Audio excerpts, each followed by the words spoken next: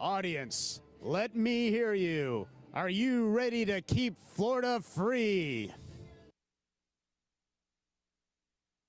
Ladies and gentlemen, please give a warm welcome to your governor of Florida, Ron DeSantis. Down in sweet Florida, our governor is red, white, and blue. Oh, down in sweet Florida, he's shooting us straight, telling us the truth. Yeah, that's right.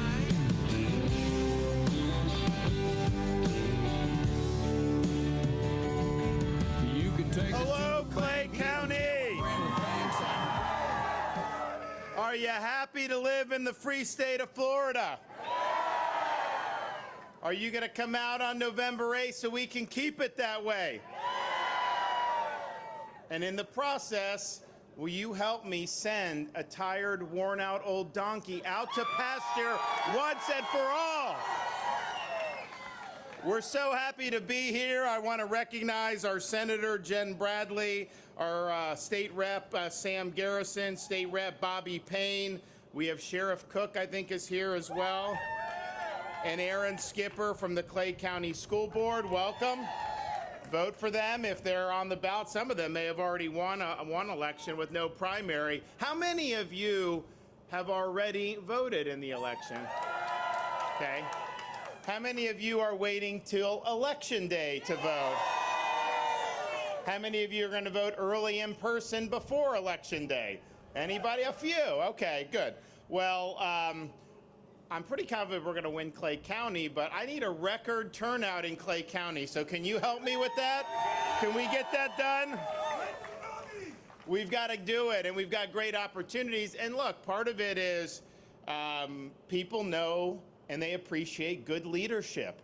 And the fact of the matter is, we've done that in the state of Florida. People are looking to Florida for leadership more than they ever have in the history of our state. We've had major issues of global significance even, and we've been on the forefront protecting people's rights, keeping people working, protecting our kids in school. And I think you see a huge groundswell of support out there to recognize that leadership. But it's also the case that people also recognize while the state of Florida may be on the right track, they understand our country's leadership is taking us on the wrong track.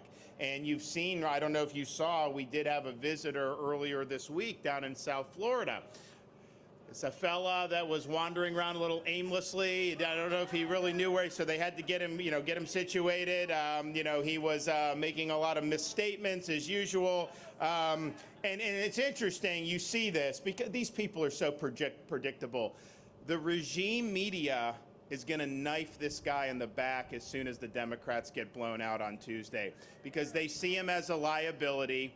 Because you guys see the lack of leadership in Washington. We have the worst inflation we've had in 4 decades, and it's because his policies have facilitated it. We have energy problems like we haven't had in many years because they've declared war on our own domestic energy production. You can go beg Maduro from oil, and somehow that's not global warming, but if we produce our own, that's somehow a bad thing. So they are causing you to pay more for energy. It's not just gas prices, it's utilities, it's the cost of goods because the energy goes into everything that is produced. And so they're doing that. So yes, those are really bad things people are having to contend with, which is bad enough. But voters know that Biden is making these problems so bad. He's creating these problems. And so there's a lot of folks, they're running now trying to say like they're going to do all these things when, they've been supporting Biden the whole time. So people understand that. And I think what's going to happen, you're starting to see a little trickles of it. But these regime media outlets in New York and D.C., you're going to start seeing stories after the midterms. Biden may not be physically fit to be president. He may have, this or that, and you're going to start seeing that, and there's going to be a drum. Now, they should have done this 2 years ago, and it was obvious he shouldn't have been running for president, but they didn't do that because they had an agenda. Well, now I think their agenda is going to be that they want to push him aside because they view him as a liability. So stay tuned for that. I'm usually right about these things because these people are very easy to see. We see their narratives, so you know what they're going to do. You see it from a mile away. And partially because we're able to do that in Florida, we beat those narratives back every single day in this state. We stand up to corrupt media. We've been doing it since I've been governor, but particularly in the last couple years. And if you think back of all the things we had to do in the last 2 years, everything I did, keeping businesses open, keeping kids in school, opposing mandates, not letting them take your job because of the COVID jab, on and on down the line, we were attacked relentlessly by these corporate media companies in New York and in Washington, D.C. And you look now, they were wrong on every one of those issues, and we were right on every one of those issues. So they have inflation, and so what did they do? They passed a bill called the Inflation Reduction Act. And honestly, it's an insult to all of you because what they're trying to tell you is that somehow what they're doing is going to actually reduce inflation, which everybody knows that's not true. So they're trying to insult your intelligence. What did the bill actually do? It creates 87,000 new IRS agents. And those IRS agents are not going to be deployed to go after limousine liberals.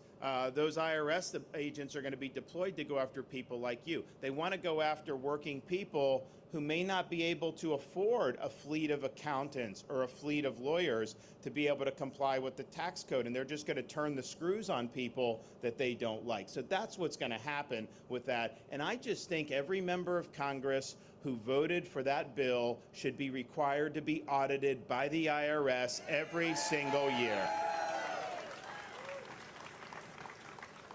The good thing about you see how bad some of this stuff is, but the good thing about November 8th is it's just not us here in Northeast Florida. It's not just us even in the state of Florida. All throughout the country, Americans are going to be able to go to the polls and register their disapproval about those policies. And if we do our part here and other voters do their part around the country, on November 8th, we will finally, once and for all, retire Nancy Pelosi.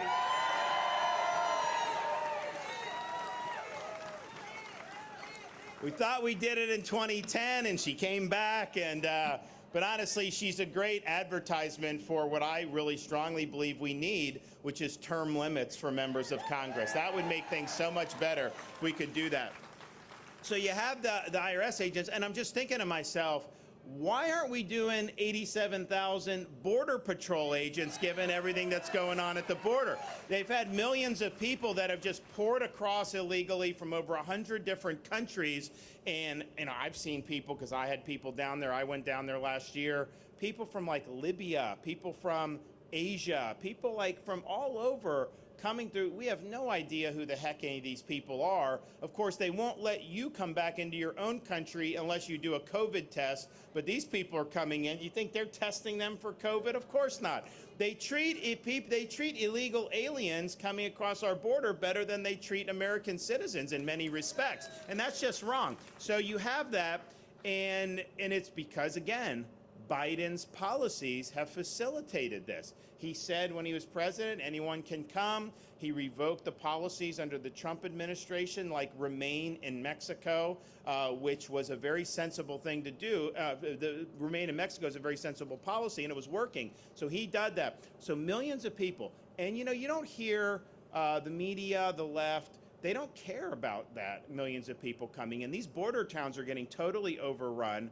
They don't care about the cartels making a fortune billions and billions of dollars they're making because of this migration. They're moving a lot of product, fentanyl, into our country. That's ravaging communities all across the United States, such that 18 to 45-year-olds' number one cause of death in America is overdose from fentanyl. And that was not true 5 or 10 years ago. They don't care about that. They don't care about criminal aliens coming across the border. They had over 90 suspected terrorists that came. This is DHS's own figures. This isn't me. Their own figures say over 90 suspected terrorists last fiscal year. And we had a sheriff's deputy in Pinellas County, Florida, killed by a twice deported illegal alien who came across 6 months ago because of Biden's open border. And they don't care about that. They only care when we send 50 of them to Martha's Vineyard. Then they get really upset about it. But the thing is, you know, my view is the border should be shut, and that's what we should do. But if you allow the illegal migration, they should have to go to sanctuary jurisdictions. We're not a sanctuary state in Florida. They should go to sanctuary jurisdictions. And so buses to D.C., New York City, all that stuff. Look, I think that's very, very good policy. Martha's Vineyard had said they were a sanctuary jurisdiction. They had a social services office that said all are welcome. Refugees around the world are welcome in Martha's Vineyard. They had made public statements to that effect. And yet, the minute they had 50, and these border towns are getting thousands of them, and they're poor, mostly poor towns. Martha's Vineyard, very, very wealthy, said they're sanctuary, have 50 come. What did they do? They declared a state of emergency, and they deported them the next day. And so that shows you that the elites in our country, they want to impose policies on us, but they do not want to have to live under the consequences of those policies themselves. And so we showed that. And here's the thing. This was something that was not coincided with like with the election or anything. It was just got the money and had to do all the stuff. But people were not talking about this issue before the Martha's Vineyard. They were talking about a lot of other issues. Our candidates were struggling in many respects. This thing came, and now all of a sudden, more than any other thing, this put the border and illegal immigration on the front burner. So then candidates had to start talking about it. You had to start talking about crime and all these other things. And I think it's been very, very good to raise the temperature on this issue. And we're going to continue doing whatever we need to do until that border is closed.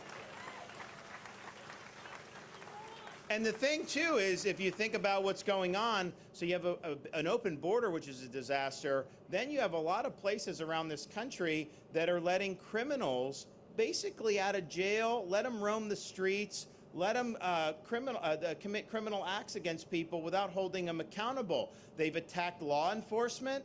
They've cut police budgets. They've done things like no cash bail in New York. So you literally could commit a heinous crime and they will put you right back on the street. And a lot of times these criminals commit more crimes before they even have to stand trial. So that is putting innocent people in your community at risk. And to make it even worse, you have prosecutors that are elected around the country now. They get massive amounts of funding from people like George Soros, and they run, and what they do is they say, you know, we don't believe our criminal justice system is good, so we are going to only enforce the laws that we think should be enforced. So in San Francisco, they were letting you steal anything less than $1,000. So you would not be prosecuted, only $1,000 or more. Well, people started stealing from the stores. You had more and more crime. You have homeless everywhere. People are defecating on the streets.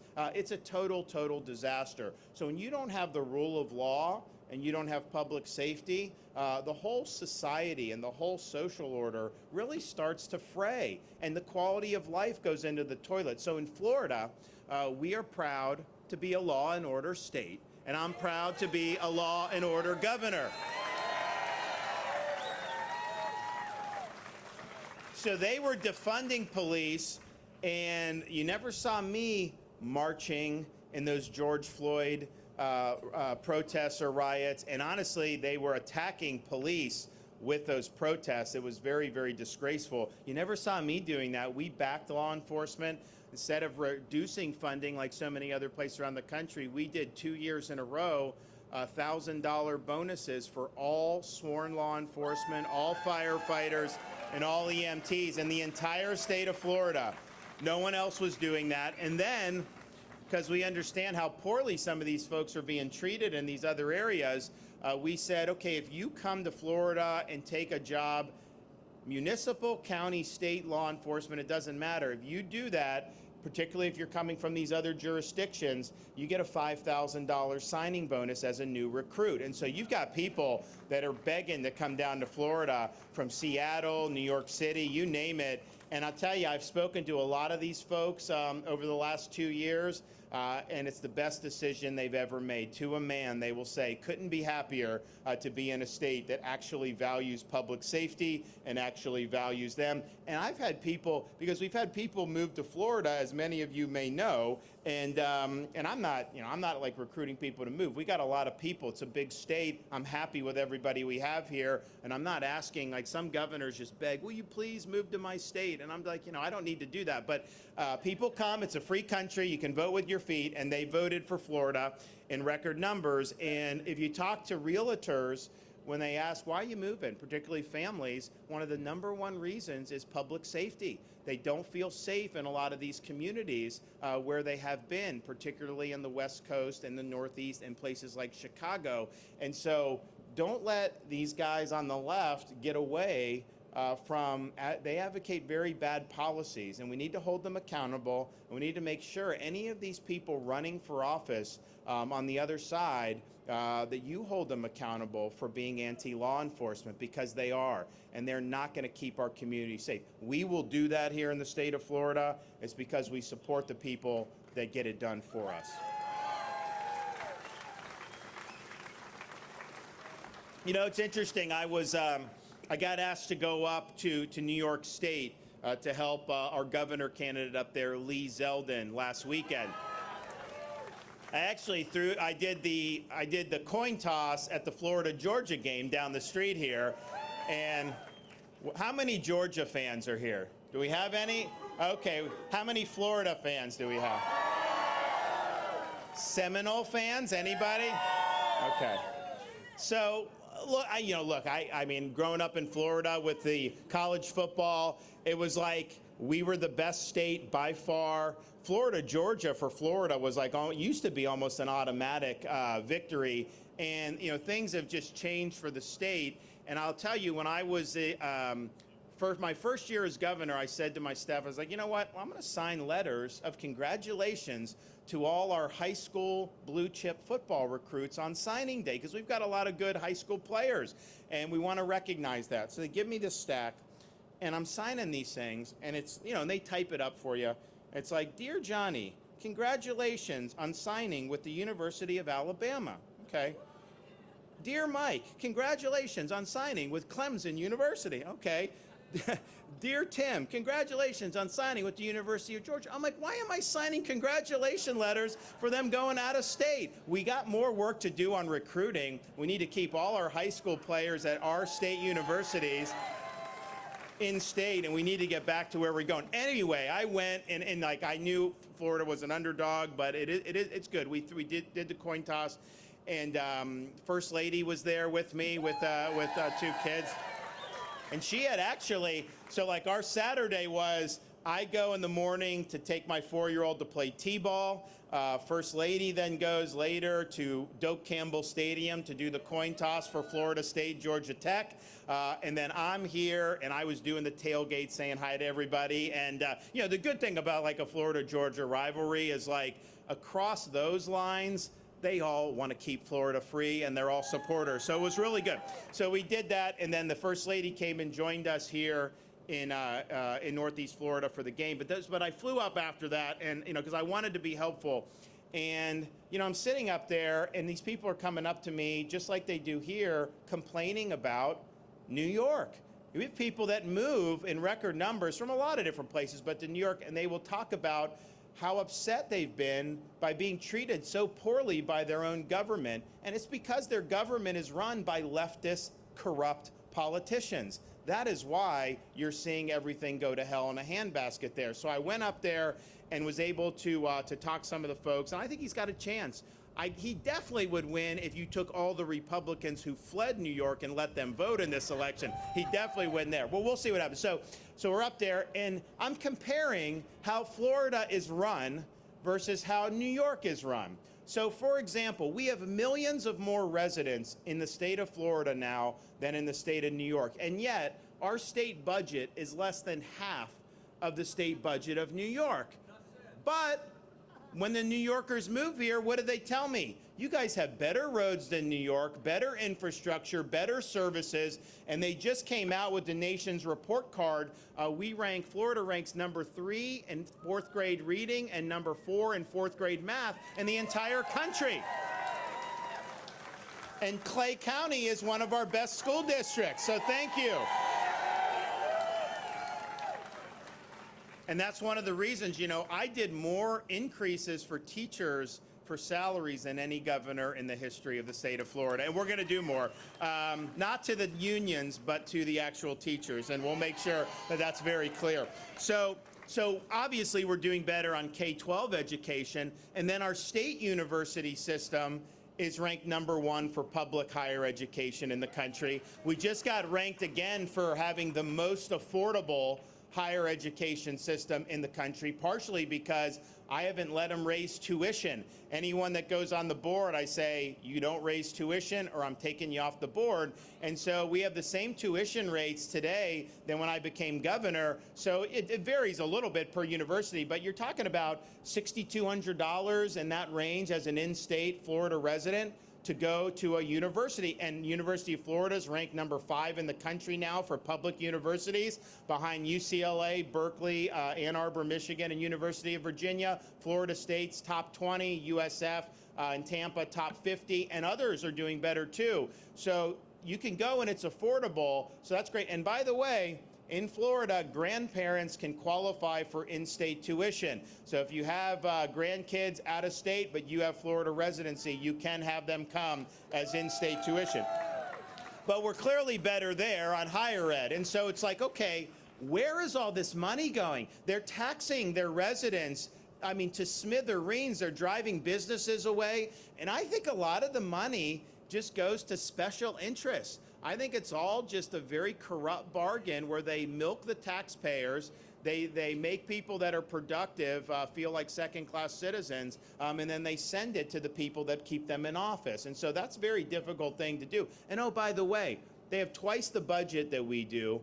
We have the second lowest debt in the country per capita. They have the second highest debt in the country per capita. But our $102 billion budget for last fiscal year, with that budget, we generated, with no income tax and the second lowest tax burden in the country, a $22 billion surplus, number 1 in Florida history. So you see the management, the difference in management and how much of a difference that leadership makes. And we have led the country in net in-migration since COVID. And again, I'm not like demanding people come or begging, but in a free country, people can choose to pick up and move and vote with their feet if they want to do that.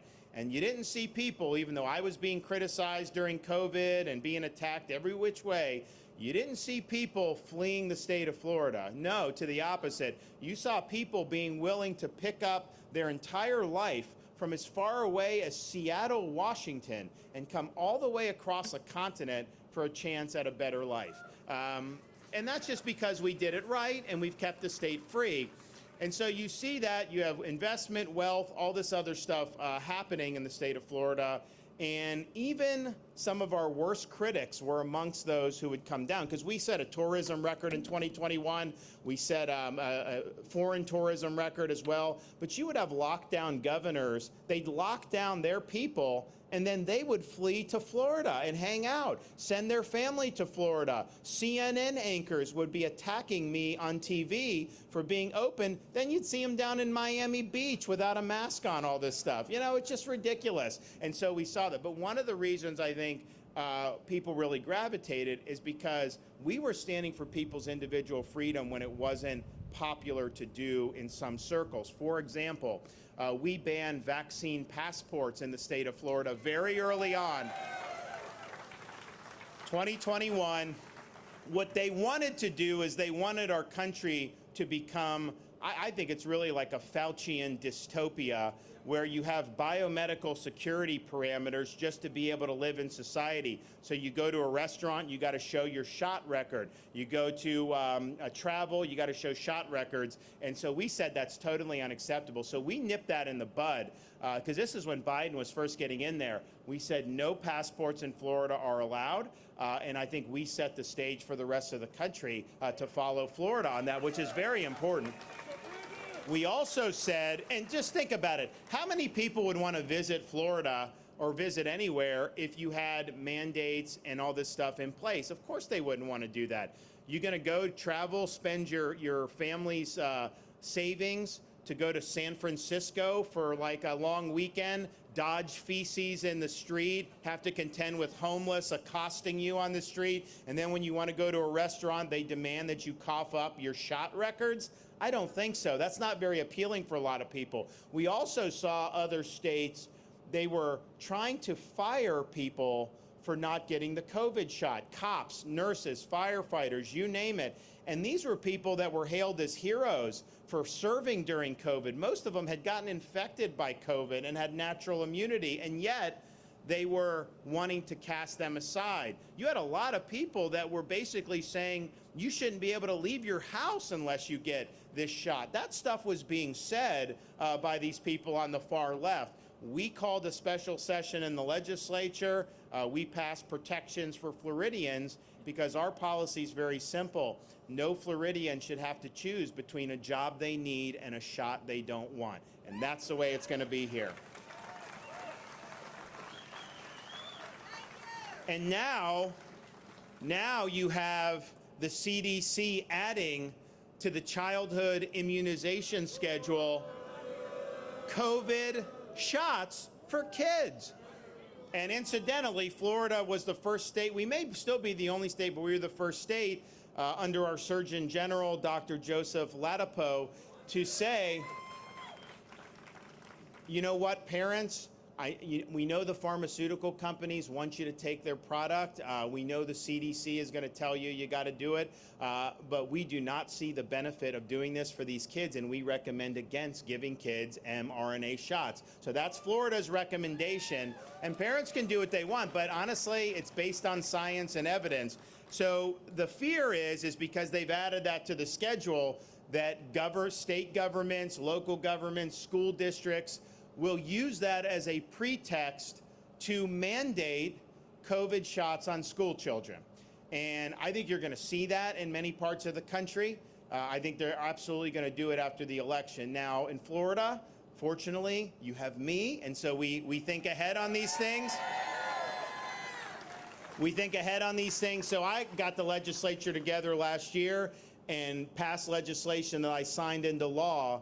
No COVID shot mandates are allowed for school children in the state of Florida. So parents, don't worry. We've got your back.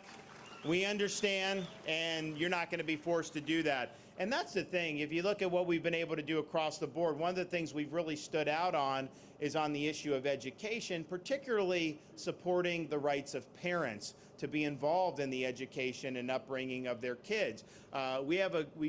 Schools play a great role in our society, but they are there to support the community and the students and the parents. The schools do not supersede the rights of the parents. And so we enacted a Parents' Bill of Rights to make that clear and to give parents the protection they need. We made sure parents have the right to curriculum transparency. You have a right as a parent to know what is being taught in your kid's school. And if they're doing things inappropriate, you have a right to bring objections about that. Because the purpose of our education system needs to be teaching kids and educating them in the classical sense, not indoctrinating kids with ideology.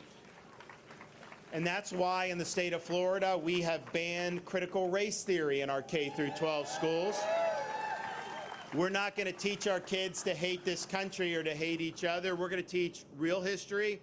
We're going to teach accurate history. We're going to teach American civics, and we've made a huge investment in civics education since I become governor. We have debate initiatives now. We have teacher training programs. We have a civic exams that the kids take because they need to understand about the founding principles of our country. They need to understand about the Constitution and the Bill of Rights and our founding fathers. They need to understand what it means to be an American. And we owe it to not just them, but we owe it to the people that have sacrificed all through the generations for our freedom, to give them the accurate foundation so that they can be productive citizens. So that's what we're doing.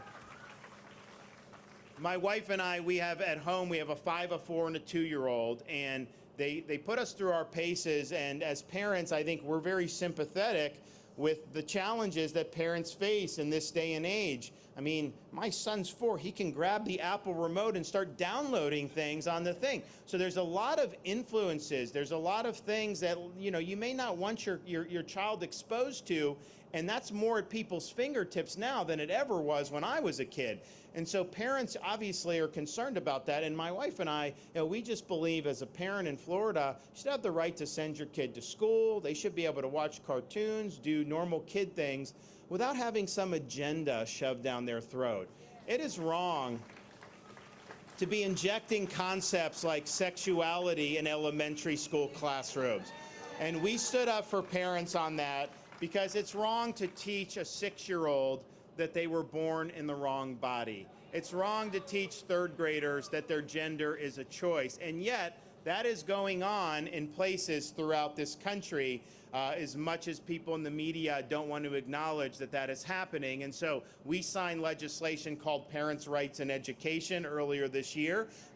We were attacked by media, we were attacked by the left, but I'll tell you this, the left was smart about this because they knew running for office on this issue would not be good for them. I mean, just imagine if you're an undecided voter and someone says what this state needs is transgender education in 3rd grade. You would not want that, and most parents wouldn't, and honestly, most citizens wouldn't. So they understand not a good issue for them at the ballot box, but they thought, look, if we can pressure woke corporations to get enlisted in this fight and to come out against the bill, maybe we can stop parents' rights in education. And so that's what they did, and they went to Burbank, California, to enlist Disney Corporation in this fight against parents' rights. And I don't know why they got involved as a company. You know, you cater to parents with young kids. That's not what the parents want or the young kids want. And oh, by the way, this is not like Republican issue. I mean, like, you talk about parents across the board, they believe this is inappropriate to be doing in the schools. And so it's not a partisan issue. And so they got Disney to come out against it, to demagogue it, all that other stuff. And the thing was if you look from the 1960s until the present, Disney has gotten everything it's wanted. Anytime it wants something from the state of Florida, they say what they want, and everybody bends the knee. Well, not with me as governor. We don't back down. We stand up for what's right. I don't care about pressure from big corporations or woke entities. We're going to stand with children. We're going to stand with parents. And so they were hoping and betting that we would back down, but they bet wrong, and we signed that bill into law for the state of Florida.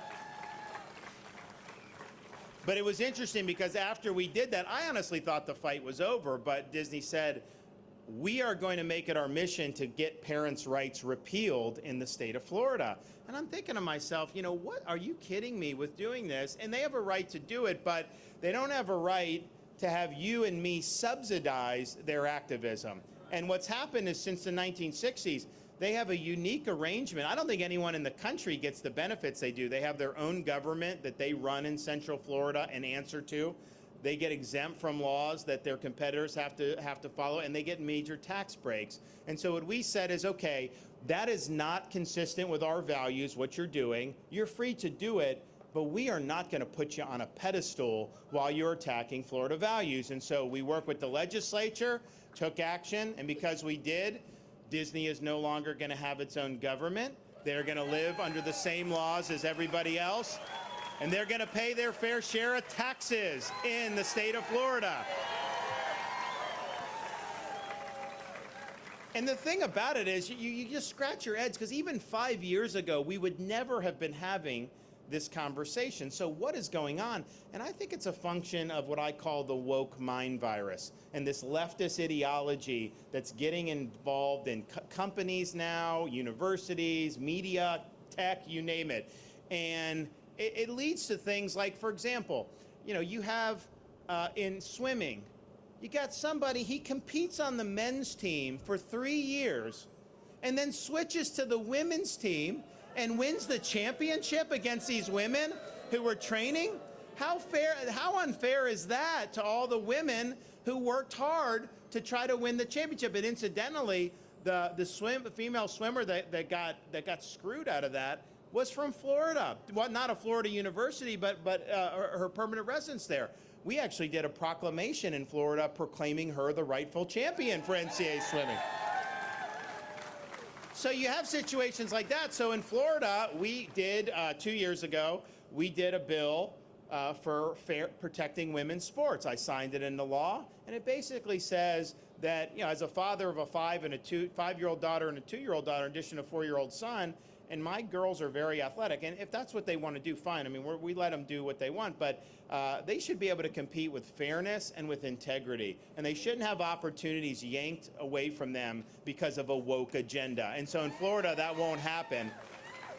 But the fact that we even had to do that, it just shows you how things have changed. And now, unfortunately, you have this issue of some doctors are performing sex change operations on minors. And basically they're saying, hey, you have dysphoria. And first of all, teenagers go through a lot, okay? It's a tough time.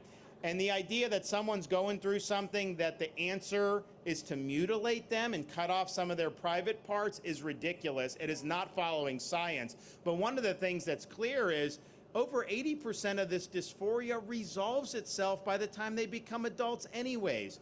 And so we've seen this practice going on now across the country. It's really increasing in prevalence, unfortunately. And our state, you cannot, as a 15-year-old, go get a tattoo, right? But yet somehow you can go and do a double mastectomy because of the dysphoria. That's wrong. And you know what? We've had people who are adults now who went through this when they were kids have now joined with Florida and saying, you're right, you've got to stop it, because they went through it, they were pushed into doing it, and they regret it. They wish they could go back and be whole again. And so we're not going to let that happen in Florida. We had our Board of Medicine basically do an analysis and hearings and all this, and so now they've come out with a ban on this surgery for the minors. And so if doctors in Florida are performing sex changes on minors, they are going to lose their medical license, and that's the way it should be.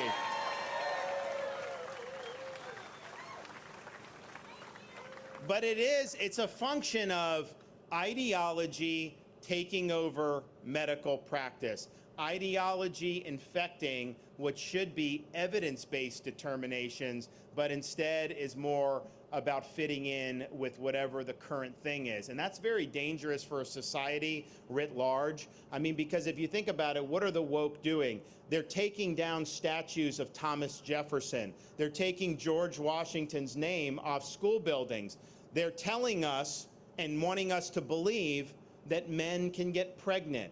And so you can have any view you want, but when you try to tell me down is up and that east is west, I'm not playing that game, because I know you're lying to me. So this is what they're doing, and it's infected a lot of different institutions, not just in government. I mean, yes, you have elected officials who profess this, not a lot in Florida because they can't get elected down here, but you see them in other parts of the country. But you see it have a foothold in corporate America. You know, I just did a thing. I was at this concert. You know, I go out to the concert and we go, yeah, you were there. And then they give the guy all this grief because I was out there. But you know, if it was the other party, they wouldn't have said anything. It would have been fine. And it's just expected that that happens. And so they're trying to enforce an orthodoxy on this country. They're trying to enforce basically one-party governance on the country. That's why this whole thing with Twitter and Elon Musk is so important, because the left, the woke left, believes that those entities, those tech entities, should service their ideology, and they should suppress conservative dissenters. If you have an election, they will interfere in the election. Something about Hunter Biden, they will depress it or suppress it. And so that's what they've done. Elon Musk is coming in, he wants to open it up. So they're now going gangbusters after him to try to stop this. And so, but that's just what we face, and it's a big deal for us. And so I'm just proud in Florida, we've recognized that. I mean, I think part of being a free society is that you should be free from having these ideas forced down your throat. Freedom from indoctrination, I think, is a core part of a free society. So we've stood up against this in our classrooms. We fought this in the businesses. We fought this in universities, and we will never, ever give up or surrender to the woke mob. Florida is the place where woke goes to die.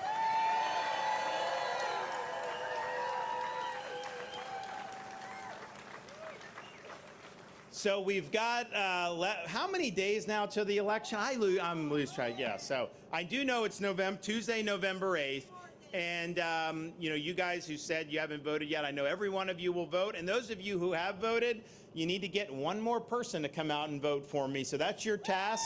Make a phone call or two, talk to your neighbors, talk to your friends, family, people you work with, employees, you name it. Let them know that it's important to keep the state of Florida free, because we were 0.5 percentage point away in 2018 from having a much different fate for this state. You know, you look at California, you look at New York, these places that are fleeing, they would have been pikers compared to what would have happened with Florida if that guy had won. We would have been in the dumpster as a state. People wouldn't have been coming here. Some of you probably would have moved out of here. I can tell you that. And it's sad that that's the case, but the leadership really matters. So we dodged a big bullet in 2018. 22 is our chance to cement Florida as the freest state in the nation. And that you can only do that by electing me. You also know that you will be able to ensure that we have strong leadership, somebody that's going to take on big issues. You know, I have not taken a single poll since I've been governor. You know, my view on leadership is I don't put my finger in the wind. I don't try to contort myself to whatever sudden breeze of passion may be out there with the electorate. No, my job is to be a leader. And that means I've got to get in front of issues. I've got to set an agenda. I've got to put out the vision and execute that vision. And when you do, the people are with you. And that's what we're seeing in the state of Florida. You can't be afraid to fail. You got to just do, you got to put all you got into it. We had the situation with this hurricane, Ian, that came through and rammed south, and hit a lot of the state, but it rammed Southwest Florida. And it did a lot of damage in a lot of different ways, but one of the things it did, it knocked out a bridge to Pine Island. It knocked out the causeway to Sanibel in 3 different locations. And so, you know, the storm passes, search and rescue, all that stuff, power restoration. By the way, the quickest power restoration, millions of people in the history of the state. That's because we had 42,000 people staged, ready to go. You could not go on I-10 without seeing these trucks pouring in from all across the country, which is great. So they had the bridges, and the thing is, these are not state bridges. These are local bridges. The locals were telling the residents, hey, it's going to be about 6 months to a year before we can get this stuff up and running. And the residents were upset because that's their home. They didn't want to leave. They wanted to be out there. So they came to me and they said, can you help us with this? And I'm like, yeah, I'll help. What do you need? And they're like, well, we need to get back and forth to the island. So we actually thought for a minute, could we send ferries there? Could we do all this? And I'm just like, you know what? We need to get, because we need trucks going out there. We need food from Publix. We need all this stuff happening, electrical workers and all this stuff. So I was like, all right, we'll do it. We'll see what we can do. So I work with my folks, Department of Transportation, who does a great job. And I was like, what can we do? Well, they think they can do it. They think they can do it maybe as soon as a few weeks. I'm like, well, honestly, that's better than 6 months, but can we do it quicker than that? All right, we'll see what we can do. Then we say, okay, we will do the bridge and it will be completed in 1 week's time. And so people thought that was really good. And I just said privately, I'm like, you know, honestly, you do the bridge in a week, that'd be a big success story, but I'd like to over-deliver. And so we were able to, by basically putting all hands on deck. I didn't ask the federal government to bail me out. I've got the biggest surplus ever. I'll pay for it. I just want the people to be okay. And so we did it and completed the bridge, temporary bridge, in 3 days. And then the causeway, that had 3 different breaks, and we were able to, less than 2 weeks after, with the temporary repairs, we did a one-time massive convoy where we got all the electrical workers out there, we got more debris removal trucks, a whole bunch of stuff went over the causeway. Very good. They needed to do more, though, before the public, so they did more round the clock, and they were able to open a massive causeway with 3 different breaks in it, 3 weeks from the date of the storm, when people thought it was going to take 6 months to a year. So it just shows you can get big things done. You just got to work hard. You got to cut through bureaucracy. You got to cut through red tape, and you can't take no for an answer. So we've got a lot more work to do down there, and we will. But I'll tell you, they're going to bounce back much quicker than people think, partially because they know the state has their back. And so I've had your back for 4 years. It's time for you to have mine. Do I got your support? Are we going to set a record in Clay County? Are we going to keep Florida free? Thank you all. God bless everybody. We appreciate it. Thank you. Down in sweet Florida, our governor is red, white, and blue. Oh, down in sweet Florida, he's shooting us straight, telling us the truth. Yeah, that's right.